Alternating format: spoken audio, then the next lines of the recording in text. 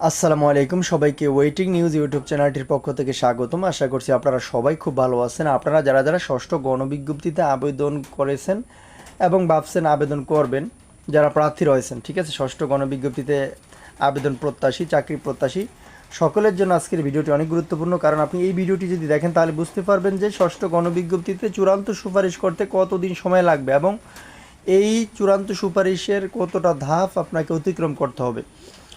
তাই বলবো যে না টেনে সম্পূর্ণ দেখবেন। চ্যানেলে নতুন হয়ে থাকলে চ্যানেলটি সাবস্ক্রাইব করে দিয়ে আমাদের সাথে যুক্ত হয়ে যাবেন, কারণ আমরা এই সর্বপ্রথম আপনাদের জন্য আপডেট নিউজগুলো সবার আগে এই চ্যানেলে প্রকাশ করি।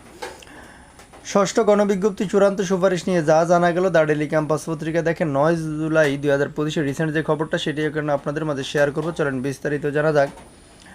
বেসরকারি শিক্ষা প্রতিষ্ঠানে লক্ষাধিক শিক্ষক নিয়োগের ষষ্ঠ গণবিজ্ঞপ্তিতে আবেদন গ্রহণ চলছে। আগামী 10 জুলাই রাত 11:59 পর্যন্ত আবেদন করা যাবে, আর ফি জমা দেওয়া যাবে 13 জুলাই পর্যন্ত। অর্থাৎ যারা এখন আবেদন করেন নাই 10 তারিখ 11:59 পর্যন্ত কিন্তু এটা আবেদন করা যাবে, ঠিক আছে।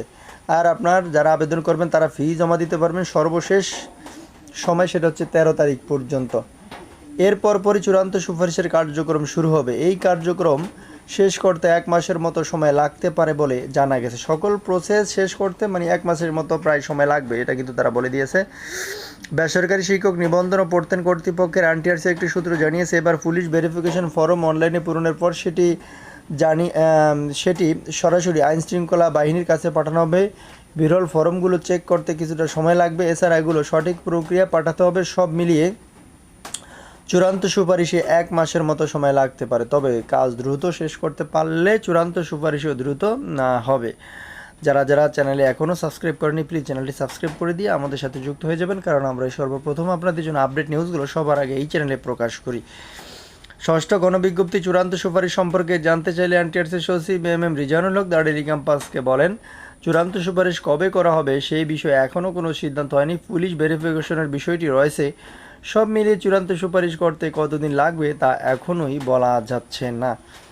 এরপর কী লেগেছে দেখেন, এর আগে সারা দেশের এমপিভুক্ত বেসরকারি শিক্ষা প্রতিষ্ঠানগুলোতে 1,08,22 জন শিক্ষক নিয়োগ দেওয়ার লক্ষ্যে ষষ্ঠ গণবিজ্ঞপ্তি প্রকাশ করে বেসরকারি শিক্ষক নিবন্ধন ও প্রত্যয়ন কর্তৃপক্ষ এনটিআরসি।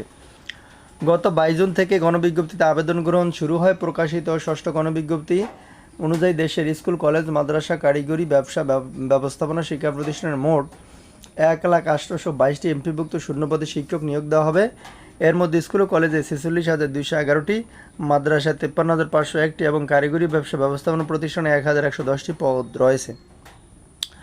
আবেদনের যোগ্যতা নির্ধারণে বলা হয়েছে, প্রার্থীর বয়সসীমা 4 জুন 2025 তারিখে সর্বোচ্চ 35 বছর হতে হবে, যেদিন 18তম শিক্ষক নিবন্ধন পরীক্ষার চূড়ান্ত ফল প্রকাশিত হয়েছে। পাশাপাশি নিবন্ধন সনদের মেয়াদ ফল প্রকাশের তারিখ থেকে 3 বছরের মধ্যে থাকতে হবে। বয়স সনদের মেয়াদের শর্ত পূরণ না করলে প্রার্থী আবেদন করতে পারবেন না। আশা করি বুঝতে পেরেছেন। পরবর্তী নিউজ দেখার আমন্ত্রণ রইল। আসসালামু আলাইকুম।